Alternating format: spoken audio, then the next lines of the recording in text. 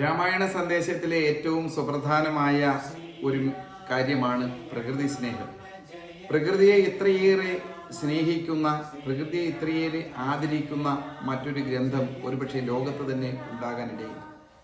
പ്രകൃതിയിലെ എല്ലാ ജീവജാലങ്ങളെയും സർവചരാചരങ്ങളെയും കഥാപാത്രങ്ങളായി ചിത്രീകരിക്കുന്ന മറ്റൊരു കഥയോ ഇതിഹാസമോ ചരിത്രമോ നോവലോ ഒന്നും തന്നെ ഒരുപക്ഷെ ലോകത്ത് ഇത്രയേറെ പുരാതനമായത് മറ്റൊന്നുണ്ടാകാൻ ഇടയില്ല. അത്രമാത്രം പ്രകൃതി സ്നേഹമാണ് രാമായണത്തിൽ ഉടനീളം കാണാൻ കഴിയുന്നത്. രാമായണത്തിലെ പ്രകൃതി സ്നേഹം ഇന്ന് നാം കാണുന്ന ആധുനിക കാലഘട്ടത്തിലെ പ്രകൃതി സ്നേഹത്തെ പോലെയല്ല. ഇന്ന് നമ്മൾ പ്രകൃതിയെ സ്നേഹിക്കാൻ വേണ്ടി ഒരുപാട് വാചകങ്ങൾ പറയുന്നു, പരിസ്ഥിതി സംരക്ഷണത്തിന് വേണ്ടി പ്രവർത്തിക്കുന്നു, ഒട്ടേറെ കാര്യങ്ങൾ ചെയ്യുന്നു. അന്ന് പൂർണ്ണമായും പ്രകൃതിയെ എത്രമാത്രം ഹൃദയത്തോട് ചേർത്ത് വച്ച് സ്നേഹിക്കാൻ കഴിയുമോ?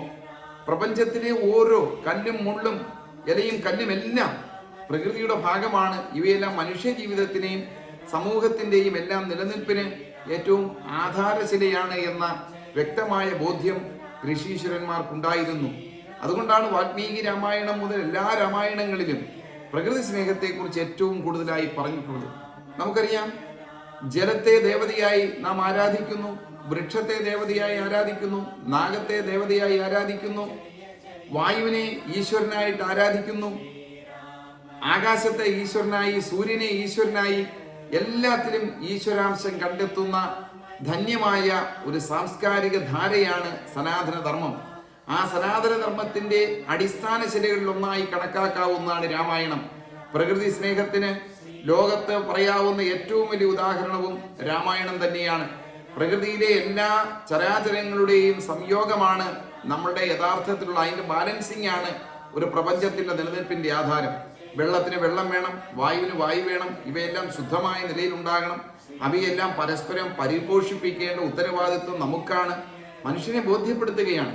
കാടുകൾ സംരക്ഷിക്കാൻ, കാവുകൾ സംരക്ഷിക്കാൻ, കുളങ്ങൾ സംരക്ഷിക്കാൻ എല്ലാം നമ്മെ ഉദ്ബോധിപ്പിക്കുന്ന ഏറ്റവും ശ്രേഷ്ഠമായ, പ്രകൃതിയെ ഏറ്റവും കൂടുതൽ ആരാധിക്കുകയും ബഹുമാനിക്കുകയും ചെയ്യുന്ന ഏറ്റവും ശ്രേഷ്ഠമായ ഗ്രന്ഥമാണ് രാമായണം. രാമായണത്തിലെ പ്രകൃതി സ്നേഹം നമുക്ക് നമ്മുടെ ജീവിതത്തിലേക്ക് സ്വാംശീകരിക്കാൻ കഴിഞ്ഞാൽ തീർച്ചയായും നമ്മെ സംബന്ധിച്ച് വലിയ രീതിയിലുള്ള മാറ്റം ഇന്നത്തെ പ്രകൃതിയിലെ എല്ലാ പ്രശ്നങ്ങളുടെയും, പ്രകൃതിയിലുണ്ടാകുന്ന എല്ലാ പ്രശ്നങ്ങളുടെയും പരിഹാരമാർഗമായി നമുക്ക് കണക്കാക്കാവുന്നതാണ്. രാമായണത്തിൽ നിന്ന് നമുക്ക് സംശീകരിക്കാവുന്ന ഏറ്റവും നല്ല ഒന്നായി പ്രകൃതി സ്നേഹത്തെ നമുക്ക് കാണാൻ കഴിയും. ഈശ്വര വിശ്വാസമുള്ളവരും ഇല്ലാത്തവരും, രാമനെ ഈശ്വരനായി കാണുന്നവരും അല്ലാത്തവരുമായ എല്ലാവർക്കും രാമായണത്തിലെ പ്രകൃതി സ്നേഹം എന്ന ആ സന്ദേശം തീർച്ചയായും ഉൾക്കൊള്ളാൻ കഴിയുന്നതാണ്. എല്ലാവർക്കും നന്ദി, നമസ്കാരം.